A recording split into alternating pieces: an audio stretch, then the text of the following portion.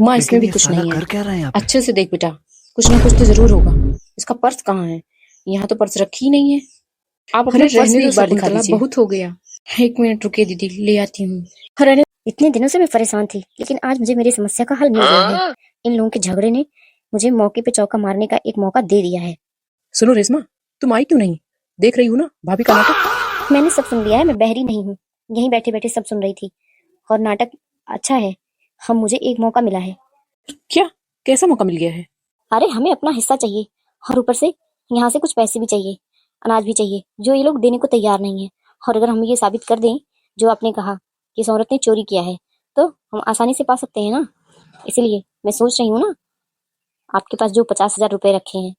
तो 50,000 का क्या करना है? अरे धीरे से बताऊंगी, लेकिन ये साला कर क्या रहा है यहाँ पे? अपने तरीके से मैं उसके सामान रखूंगी, और उसके बाद इस हिसाब से साबित हो जाएगा कि सामान उसने पैसे चोरी किए हैं, ना कि हॉस्पिटल में जमा किया है। इस हिसाब से वो सब करेगी, अपना चोरी, अपना उधार लिया हुआ पैसा हम इसे चुका पाएंगे। और रही बात अनाज की, फिर हम जिसे अनाज लेंगे और अपना हिस्सा भी, और फिर यहाँ से चलेंगे। समझ गए ना क्या कहा मैंने?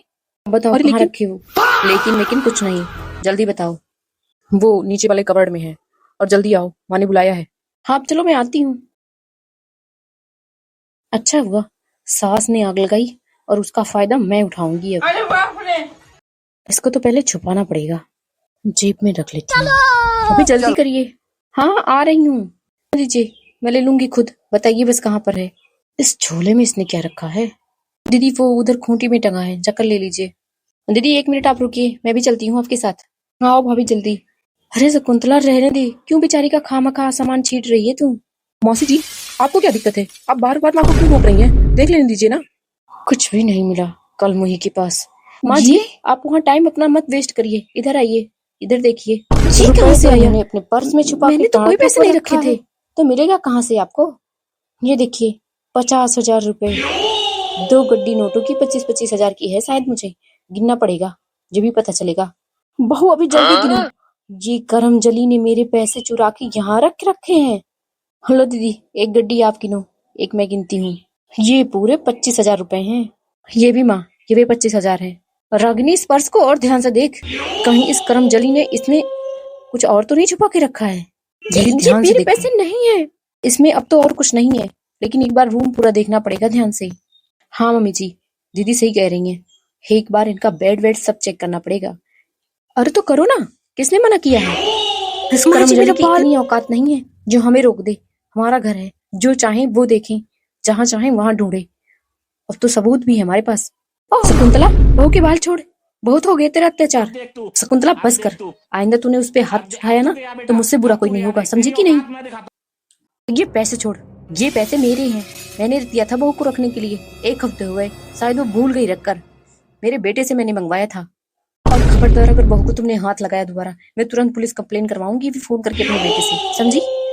ये पैसे मैंने मंगाए थे तो तुम्हारी बीमारी में उधारी लिए प्रधान से पैसे, उसे चुकाने के लिए, जिससे तुम्हारा खेत न गिरवी रखा जाए, तो तुम लोग अच्छे से धान की रुपाई कर पाओ। धान की फसल अच्छी हो जाती, बाकी लोगों से लिए कर्जे उबार देते तुम लोग। और मेरा क्या, मैं तो बाद में भी ले लेती तुमसे पैसे, लेकिन अब नहीं, एक भी पैसे मैं वापस नहीं दूंगी अब ये।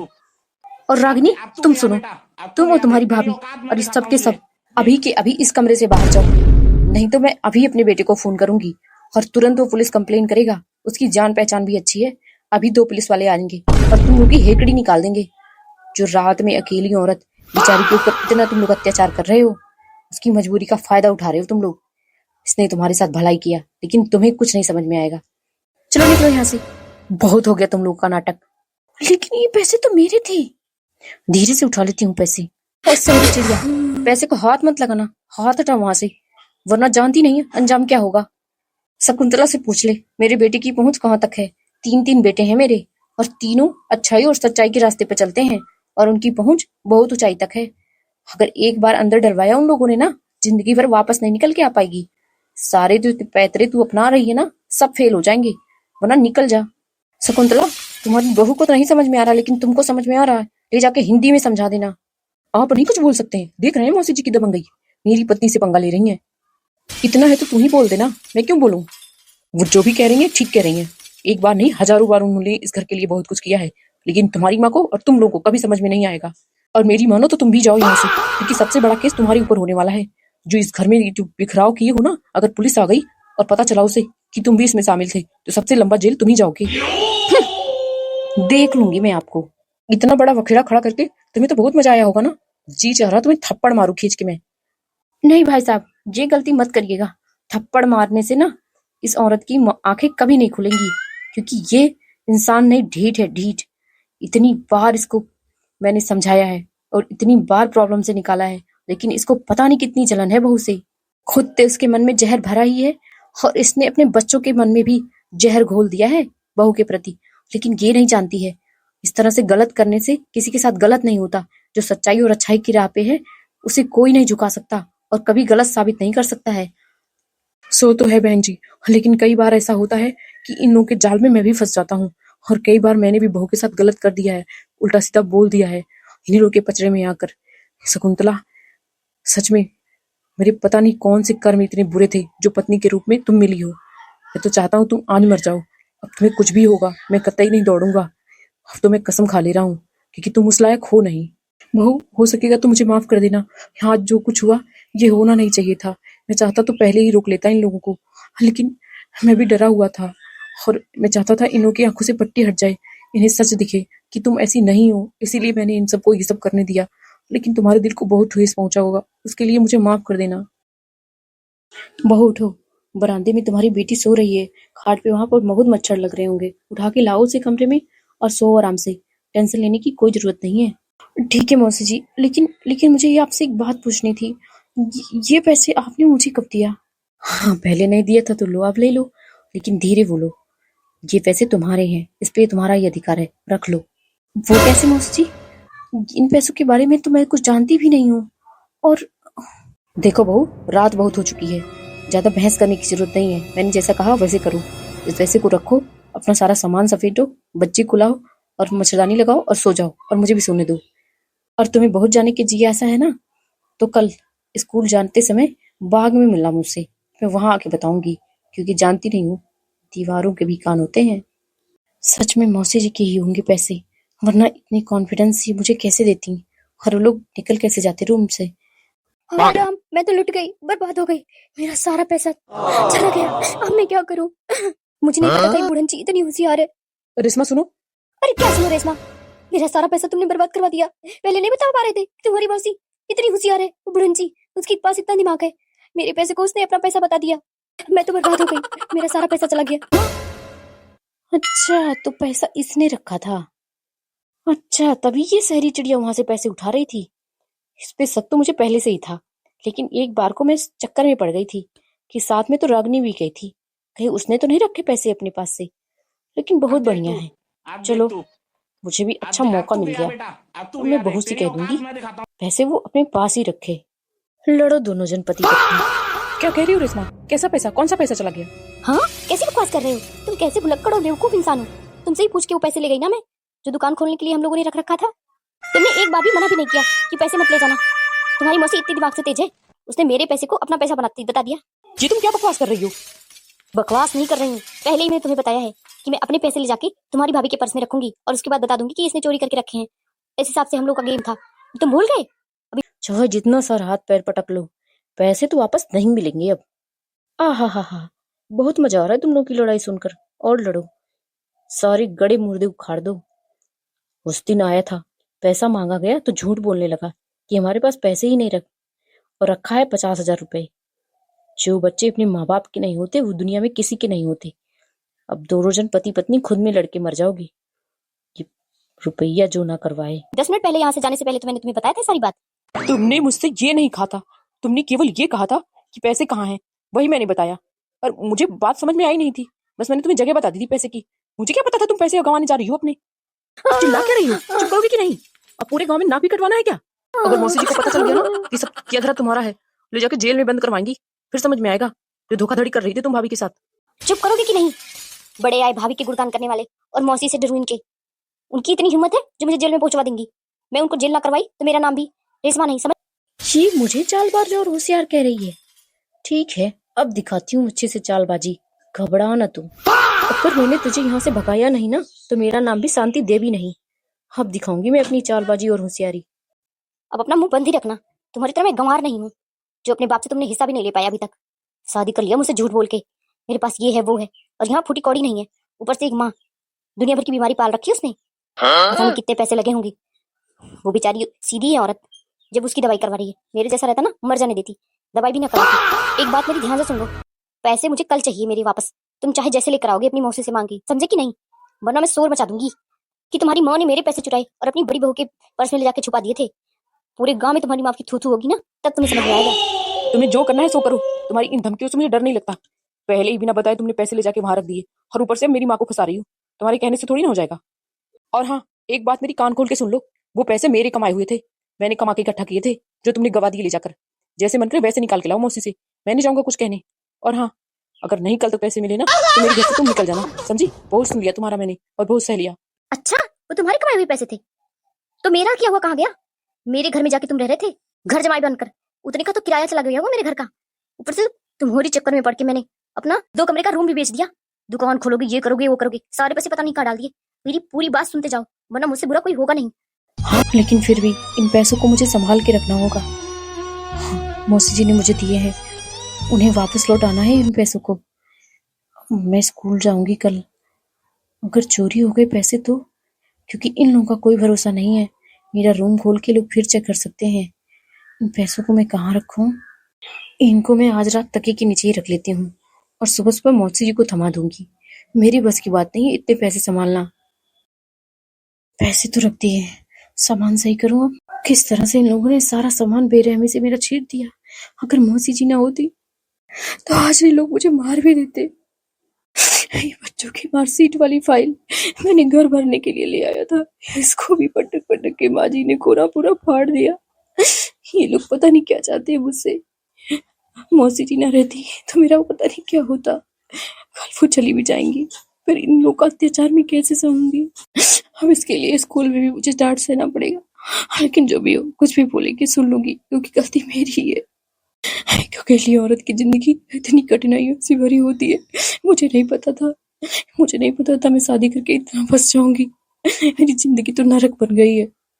कितना कोशिश करती हूँ सबके साथ अच्छा व्यवहार करूंगी, अच्छे से रहूंगी, किसी से झगड़ा नहीं करूंगी, लेकिन फिर भी एक दिन अगर शांति से रहने को मिले। 4-6 महीने बच्ची को लेके बाहर थी तो सुकून था, लेकिन वहां पैसे की तंगी बढ़ गई थी। घर में रहने से कम खाना पानी और घर का किराया नहीं देना पड़ता, बाहर रहने से सब खर्चा करो, लेकिन सुकून नहीं रहता यहाँ। कैसे मैं मैनेज करूं? लेकिन अपनी फूल सी बच्ची के लिए मुझे सब कुछ करना होगा। मौसी जी, अरे हाँ बहू, ले जा तू मुन्नी को। हाँ मौसी जी, मैं ले जा रही हूँ मुन्नी को। आप भी जाके दीदी जी के कमरे में सो जाइए, यहाँ रात में बहुत मच्छर लगते हैं। अच्छा ठीक है बहू, मैं चली जाऊंगी, तू ले जा पहले इसे यहाँ से। माँ, मौसी जी ने ठीक नहीं किया, ऐसा लगता जैसे उनका घर है, इतना चलती चलाती है अपना। और एक बात बता माँ, तूने मौसी जी को कुछ बोला क्यों नहीं जब उन्होंने कहा उनका पैसा है? क्या तुझे सच में लगता है कि मौसी जी का पैसा है? कब मंगाया उन्होंने पैसा?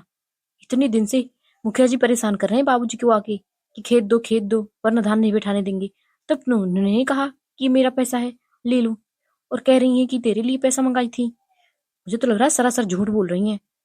सब डिफेंस करने की तरीका है कि बड़ी भाभी को, और कोई बात नहीं है।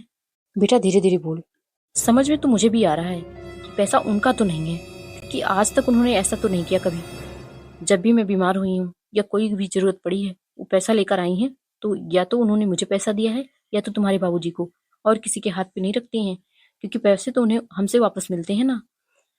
लेकिन एक बात मेरी समझ में नहीं आ रही है, अगर उस करमजली के वो पैसे रहते तो वो भी इस तरह से घर में तो छुपा के ना रखती, वो भी खूंटी में टांग के पर्स में, जो इतनी आसानी से मिल जाए।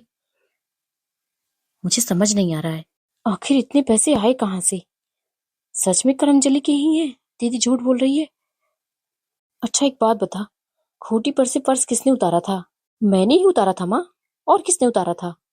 पर्स उतार के मैंने भाभी को पकड़ा दिया था। ऐसा तो नहीं माँ कि पर्स में पैसे छोटी भाभी ने रखे हो बड़ी भाभी को फंसाने के लिए? अरे नहीं, उसके पास इतने पैसे कहाँ से आएंगे? अगर उन लोगों के पास इतने पैसे रहते तो उस दिन मुखिया आके इतना बोल रहा था उल्टा सीधा, यहाँ तक कि मोनू को भी बोल रहा था, तो वो देना देता उसे पैसे। अच्छा, तुम्हें भाई पे इतना विश्वास है? अच्छा मान लो पैसे छोटी भाभी ने नहीं रखे, बड़ी भाभी के भी नहीं है, मौसी जी के भी नहीं है, तो क्या आसमान में से टपक गए? रागनी बेटा, ऐसा कर तू जाके सो जा, इतना दिमाग ना लगा, इतनी बहस ना कर मुझसे।